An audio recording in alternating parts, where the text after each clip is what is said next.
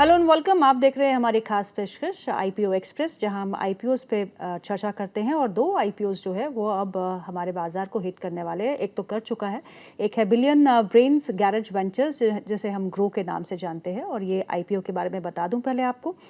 Bidding date जो है नवंबर 4 यानी कि आईपीओ खुल चुका है। नवंबर 7 यानी कि कल आईपीओ का आखिरी आवेदन का दिन है। प्राइस बैंड 95 रुपीज़ टू 100 पर share. Issue size 6,632 crore rupees. Fresh issue जो है वो है करीब 1060 करोड़ का और ओएफएस है 5572 करोड़ का।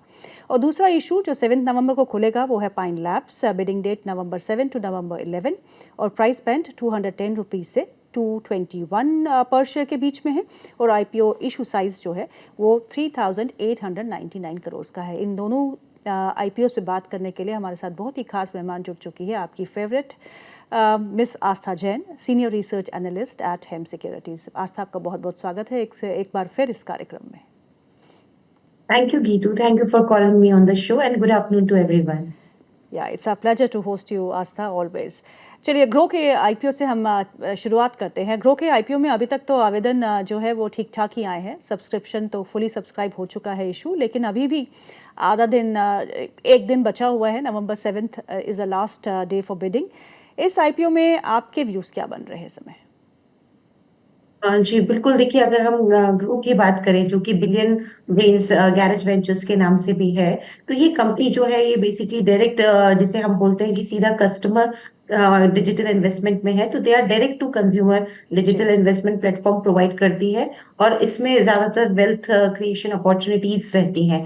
अब अगर मैं इस कंपनी के मेन फंडामेंटल्स की बात करूं, तो जिस तरह से इनका जो क्लाइंट बेस है वो ग्रो हुआ है, वो बिल्कुल उसने साफ साफ आउटपेस किया है इंडस्ट्री ग्रोथ को। जी क्योंकि जून 2022 से लेके जून 2025 में जो इनका क्लाइंट बेस ग्रो हुआ है, वो पहले कुछ 40 लाख ही क्लाइंट था, और उससे उन्होंने काफी अच्छा, मतलब तकरीबन करोड़ में हम कह सकते हैं जी कि इनके अभी एक्टिव क्लाइंट जुड़ चुके हैं।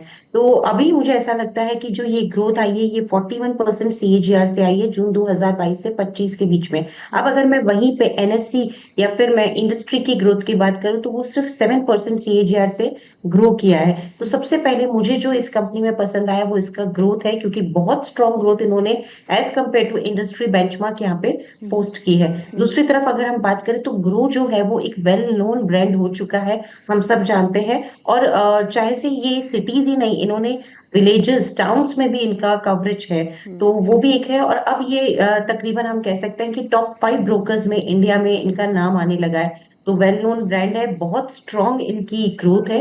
और जिस तरह से इन्होंने बिजनेस स्केल अप कर लिया है, देखिए, जब आप बिजनेस इतना स्केल अप करते हैं तो बहुत चांसेस होते हैं कि आप दूसरे, यानी कि प्रोडक्ट भी आराम से लॉन्च कर सकते हैं, और आप एक अच्छा खासा, आपको कस्टमर बेस ऑलरेडी मिल मिल जाता है, तो आप नए नए प्रोडक्ट्स भी लॉन्च करके वहां पे भी आप टारगेट कर सकते हैं। तो एक अच्छा खासा प्लेटफॉर्म इनका यहाँ पे ऑलरेडी फॉर्म हो चुका है। लगभग टॉप 5 ब्रोकर्स में इंडिया में आते हैं, और वेल नोन ब्रांड है। और उसके अलावा जो कस्टमर रिटेंशन है, वो भी इनका काफी काफी ज्यादा स्ट्रॉन्ग है। तो मुझे ये कंपनी अच्छी लगती है। 95 से 100 की जो ये प्राइस बैंड पे ला रहे हैं, तो लगभग 41 के प्राइस टू अर्निंग मल्टीपल पे ये लेके आ रहे हैं। अब जी अगर मैं इसे कंपेयर करूं दूसरे ब्रोकर्स से, लाइक एंजल वन हुआ या मोतीलाल ओसवाल हुआ, तो वहां पे डेफिनेटली, अगर मैं एंजल वन को नहीं लेकिन मोतीलाल ओसवाल की बात करूं, तो उनका पी मल्टीपल और भी ऊंचा है, लगभग 60 के आसपास है। ओके और इसी तरह से अगर मैं 361 वैम की बात करूं, तो उधर भी प्राइस टू अर्निंग मल्टीपल काफी हाई है।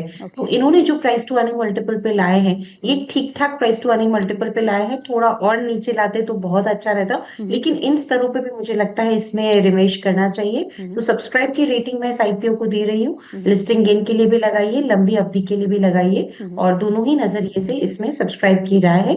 एक ही चीज बोलना चाहूंगी, मार्केट्स का मूड माहौल अभी बहुत ज्यादा डावाडोल हो रहा है, तो जी इसमें बड़े बड़े लिस्टिंग गेन की उम्मीद ना करें। तो एक डिसेंट लिस्टिंग गेन और लंबी अवधि दोनों ही नजरिए से लगाने की सलाह। आस्था, बिल्कुल सही कहा आपने। ये लार्जेस्ट डिस्काउंट ब्रोकर है, जो 2016 में इन्होंने अपना कामकाज शुरू किया था। उसके बाद इनके जो एक्टिव क्लाइंट्स हैं वो 12.6 मिलियन है, यानी कि 1.26 करोड़।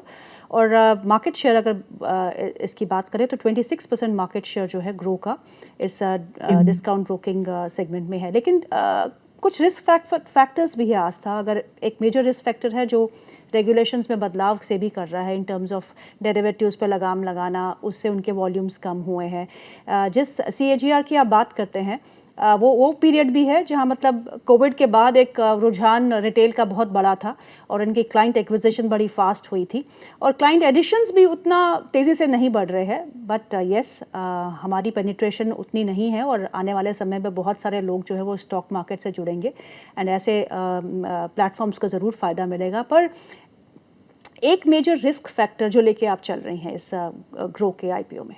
कि मैं अगर सिर्फ एक अगर मेजर रिस्क फैक्टर की बात करूं जो कि शायद मैंने मेरे आईपीओ नोट में भी डाला है, तो वो जो मैं नोट निकालती हूँ उसमें यही मैंने बात की कि कोई भी डाउन टर्न या डिस्ट्रप्शन फाइनेंशियल मार्केट्स में आता है तो डेफिनेटली वो इस कंपनी के बिजनेस प्रोस्पेक्ट्स को बिल्कुल अफेक्ट करेगा। तो वो ही चीज है, लेकिन ये जो एक रिस्क है वहीं देखा जाए तो गीतू ये रिस्क एक इंडस्ट्री लेवल की रिस्क है, कंपनी लेवल की रिस्क नहीं है। बट ये बड़ी रिस्क जरूर लगती है क्योंकि हम सब जानते हैं ग्लोबल मार्केट्स बहुत ज्यादा सेंसिटिव है, किसी भी तरह की न्यूज आती है तो काफी ज्यादा एकदम इफेक्ट होते हैं हमारे फाइनेंशियल मार्केट्स। तो ग्लोबल मार्केट्स और इंडियन मार्केट्स दोनों ही फाइनेंशियल मार्केट्स अभी बहुत सेंसिटिव मोड में चल रहे हैं और कोई भी न्यूज फ्लो आता है तो बिल्कुल वो एकदम से रिएक्ट करते हैं। तो वो एक मेजर रिस्क मुझे लगता है।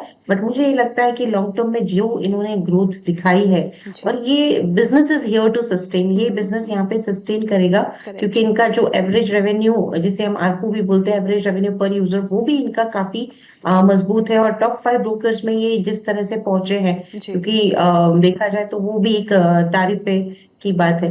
तो डेफिनेटली ये कंपनी अच्छी लगती है। बट लिस्टिंग गेन की जहां तक बात करें, क्योंकि प्राइसिंग के फ्रंट पे थोड़ा और अगर ये अट्रैक्टिव लाते तो और भी अच्छा लगता। 41 के पी मल्टीपल पे ऐसा लगता है कि मेरे को लगता है कि एक डिसेंट ही लिस्टिंग गेन होंगे, बड़े तोड़फोड़ लिस्टिंग गेन की उम्मीद नहीं है। बट स्टिल हमारी राय तो सब्सक्राइब की रहेगी, लिस्टिंग गेन के लिए भी लगाइए और लंबी अवधि के लिए भी लगाइए। जी चलिए, अगला जो हमारा IPO है वो है पाइन लैब्स। जैसे मैंने बताया कि बिडिंग डेट्स जो है नवंबर 7 से नवंबर 11 के बीच में है। प्राइस बैंड 210 रुपीज़ से 221 पर शेयर का है। Issue size 3899 crore, fresh issue 2080 crore और OFS इज 1820। इस IPO में क्या करना है आस्था?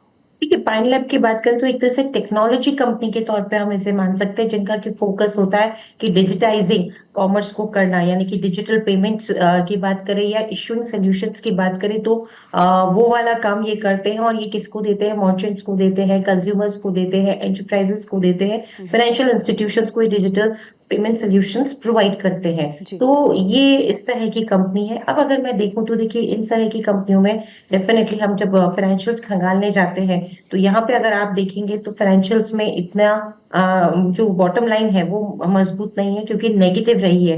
इनफैक्ट जून 2025 का जो इनका यानी कि पहला तिमाही होता है वित्तीय वर्ष 2026 का, उसी में इन्होंने प्रॉफिट पोस्ट किया है। तो डेफिनेटली प्रॉफिटेबिलिटी के लेवल पे अभी नेगेटिव है। तो जब हम इस तरह की कंपनीज को जहाँ पे कि नेगेटिव रहते हैं प्रॉफिट, तो हम ईवी बाय एबिटा मल्टीपल पे हम इन्हें आकलन करते हैं। लेकिन जब मैंने ईवी बाय एबिटा पे भी किया तो थोड़ा मुझे ओवर प्राइस लगा एज कम्पेयर टू जिसे हम बोल सकते हैं पेटीएम, जैसे मैंने इनका एक कंपेटिटर लिया, या फिर जैगल प्रीपेड मैंने कंपेटिटर लिया, तो इनके मुकाबले में थोड़ा सा ऐसा लगा कि यहाँ पे प्राइसिंग महंगी लगी। और इसीलिए सिर्फ लंबी अवधि के लिए हम यहाँ पे लगाने की सलाह दे रहे हैं। किसी का अगर लंबी अवधि का नजरिया हो तो इसमें लगाएं। तो लंबी अवधि का ही नजरिया रख के इसमें लगाने की सलाह है। एनी रिस्क फैक्टर जो हमें ध्यान में रखना चाहिए? देखिए, रिस्क फैक्टर सबसे पहले जब तक कंपनी प्रॉफिटेबिलिटी में नहीं आती है तो सबसे बड़ा रिस्क तो वही हो जाता है कि company is into losses. Although they have shown profit in Q1 of FY26, but it is here to stay. ये यहाँ पे ये प्रॉफिट सस्टेन करेंगे कि नहीं ये देखना बहुत जरूरी है। और इसीलिए हमने कहा सिर्फ लंबी अवधि के लिए आप इसमें अगर विचार रखते हैं तो लगाइए। तो वो एक रिस्क फैक्टर मुझे लगता है that company is into the losses. तो सबसे बड़ा रिस्क फैक्टर वही लगता है। दूसरी तरफ कंपेटिटिव जो प्रेशर है या पोजीशन है वो भी एक इम्पॉर्टेंट रोल यहाँ पे प्ले करती है। तो कंपेटिटिव प्रेशर्स भी कंपनी को फेस करने पड़ सकते हैं जो इस इंडस्ट्री में ये है। तो ये दो रिस्क फैक्टर्स मुझे इस कंपनी के लिए बड़े लगते हैं और हमारी राय है सिर्फ लंबी अवधि का नजरिया हो तो लगाने की सलाह। तो अभी तो अगर मैं अब रेट रैंकिंग की बात करूं तो पहले रैंक पे तो ग्रो ही आएगा, राइट? डेफिनेटली ग्रो में दोनों में से अगर एक ही में जाना है तो ग्रो में जाइए। तो ग्रो में हमें अच्छा लगता है, सब्सक्राइब करने की राय है। और अगर हम दूसरा IPO की बात करें तो डेफिनेटली पाइन लैब्स का आईपीओ ऐसा है कि आगे ये किस तरह से अपने प्रॉफिट्स को कंटिन्यू कर पाएंगे, ये देखने वाली बात होगी। तो एक बार चाहे तो रुक भी सकते हैं, और अगर कंपनी अपने प्रॉफिट्स को यहाँ सस्टेन करती हुई नजर आती है तो फिर उस हिसाब से भी लगा सकते हैं। तो मोटा मोटी राय लंबी अवधि के लिए है पाइन लैब्स में लगाने की सलाह। आस्था, आपका अगला हफ्ता भी बहुत बिजी रहने वाला है क्योंकि 3 नए आईपीओस जो है मेन बोर्ड के वो आने वाले हैं, जिसमें से फिजिक्स वाला का आईपीओ की बहुत चर्चा है। तो आपसे मुलाकात हम अगले हफ्ते एक बार फिर करेंगे। Thank you so much for your time Aastha. Thank you so much, thank you for calling me on the show. Pleasure.